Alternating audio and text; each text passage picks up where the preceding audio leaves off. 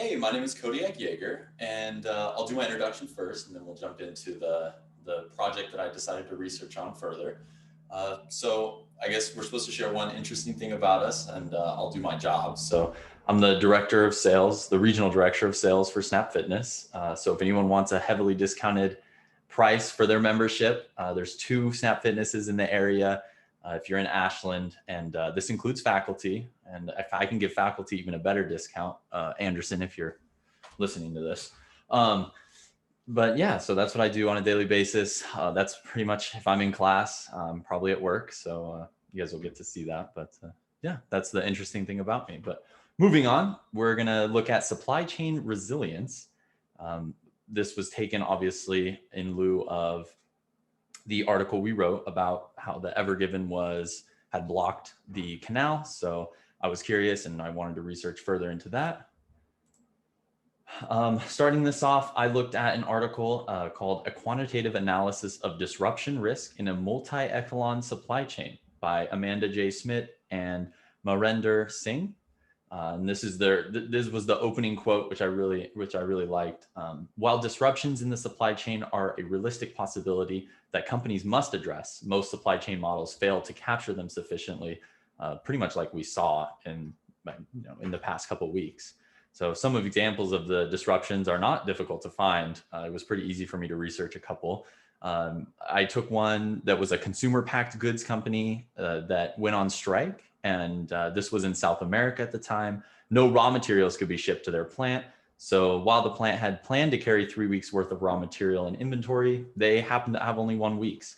And that really hurt them. So, and you'll see, it didn't hurt them in the time being, but when the strike ended after the second week, employees were paid overtime to try to catch up on production.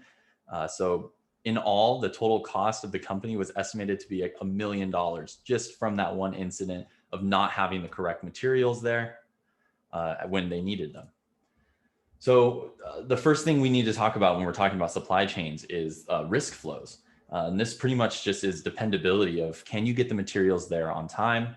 It goes into system resilience, which is for the ability for a good or component of the supply chain to bounce back after a setback. So if a supply chain has good resilience, then of course, they're going to be a bigger producer when a disaster occurs. So system reliability is the ability for a supply chain to complete its required function over a specific period. This is a really, really important calculation within the supply chain market.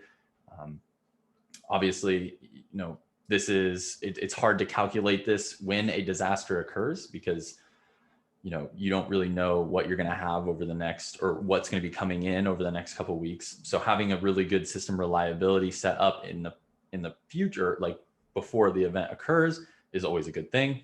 And then I thought this was super interesting, but if you take 50 separate locations with a 99% reliability, so 99% of the time that product is going to get there.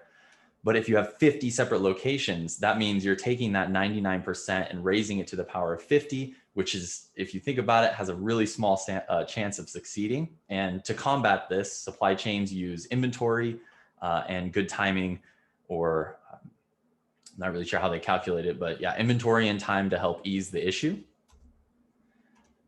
So I broke it down really simple, and then we'll go into a more complex version of this. So inventory quantities, we can see a single facility subject to disruption. The equation here, 1 minus P divided by P plus H. And then P is the penalty for the stock out, which means, you run out of materials, you run out of raw goods or work in progress, whatever it might be.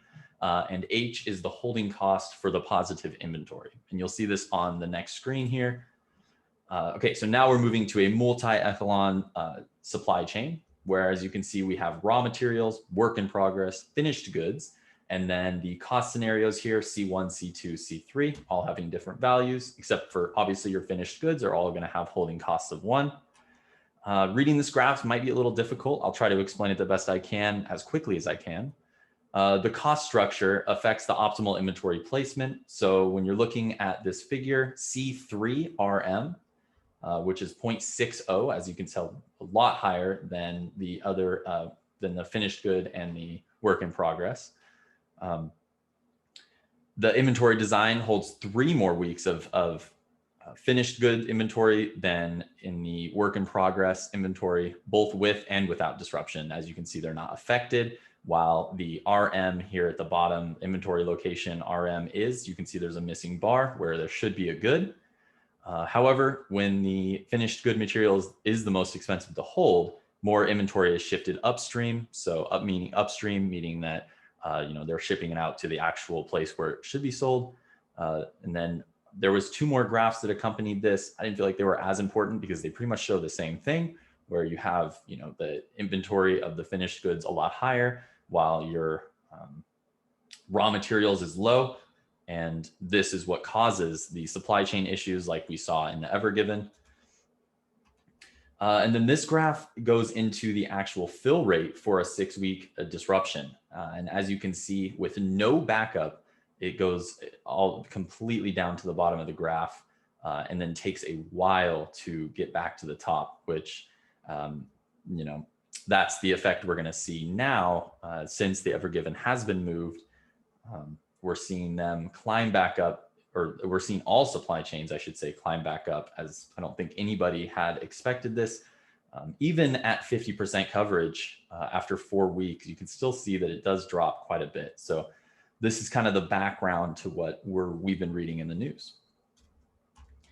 Moving on, they summarized the paper by saying carrying inventory to protect from demand variance, which most suppliers do, may have unforeseen benefits in protecting from disruptions as well, right? Disruptions may be local in nature when they strike a system, but the impact can be global. And there was a huge global impact. I think they released a statistic that was like $100 million a day or something lost because of that canal being blocked. Depending on the operational state of the system, disruptions can travel upstream and downstream very quickly. Obviously, upstream meaning that they can't get the product to the consumer, and downstream meaning that they can't get the raw materials or they can't move equipment back and forth. So this was my hopefully 5-minute presentation on the supply chains and how they work behind the scenes, because I thought, that was pretty interesting.